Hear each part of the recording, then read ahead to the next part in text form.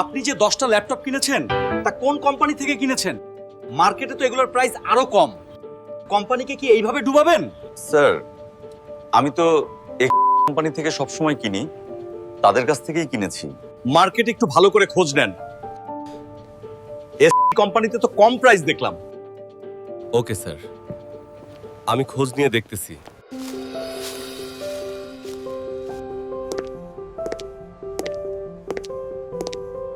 ভাই আপনাদের 440 G11 ল্যাপটপটি আছে? জি হ্যাঁ। থাকলে তার একটা কোটেশন দেন।